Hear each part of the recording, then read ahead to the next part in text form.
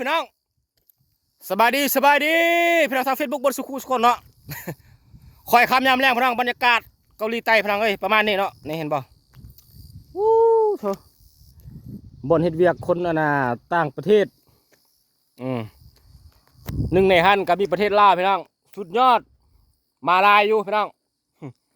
อันนี้บอลการตะกะแตนพี่น้องเบิ่งจนมุนมัดพี่น้องเห็นบ่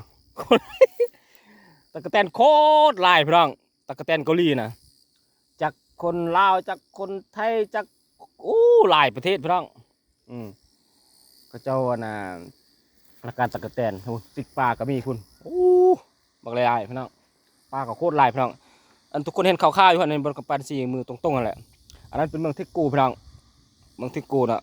เป็นแขวงที่ใหญ่อันดับ3ของเกาหลีใต้เนาะอันดับ3แล้วมันทิกูอันดับ2แล้วมันปูซานอันดับ4แล้วมัน กรุงโซลพี่น้องมันเป็นอันดับ1 เอามันเลยการรถคู่ใจพี่น้องมาออกกำลังกายเนาะเนื่องจากว่าช่วงนี้เวียกมันก็บอกคอยลายปันใดพี่น้องเลาะแด่ส้มแด่กินแน่เฮ็ดเวียกแน่พี่น้องปนเปกันไปพี่น้องเนาะนักสู้ลาเงินวอนเมื่อนั้นเขาป้าไอ้กำลังกายอย่างที่ไหนมาเจอคนกัมพูชีนะเขาป้าเลยไปทักพี่น้องไปทักสวัสดีครับคิดว่ามันคนไทยเนาะมันก็บ่ตอบเลยโอ้ไปการตะกะแตนบ่ใส่โคมเนาะมันคิดว่าเขาเป็นคนไทยนะมันก็บ่อยากล่มเลยเขาถามว่าจะเป็นคนประเทศใดกัมพูชาโอ้เขาก็น่าฮักได้พี่น้องเขาน่าฮักเลยเขามาเก็บตะกะแตนเนาะโอ้คนกัมพูชีเนี่ยเขาเจ้ามาเฮ็ดเวียกเกาหลีใต้นี่เป็นพี่น้อยหลายเลยพี่น้องมาแบบผิดกฎหมายก็หลาย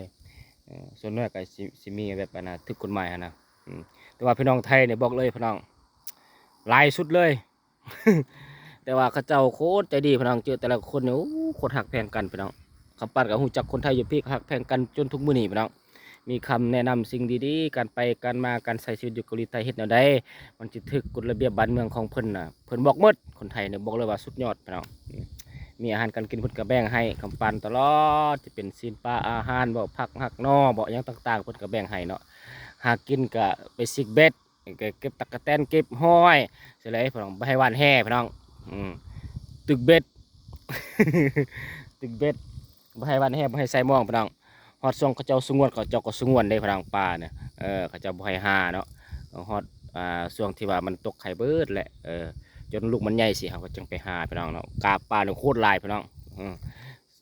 เป็นสัตว์ป่าบ่จะเป็นเครื่องป่าของดงนี่สมบูรณ์พี่น้องเกาหลีใต้เขาเจ้าบ่ทำลายส่วนแรกเขาก็จะกินแบบอาหารที่ว่าเขาเจ้าสร้างขึ้นมาเองนะโดยที่ว่าบ่แม่นของธรรมชาติธรรมชาติเขาป่าให้มันอยู่แบบคงที่เลยเพราะว่ามนุษย์เราต้องอาศัย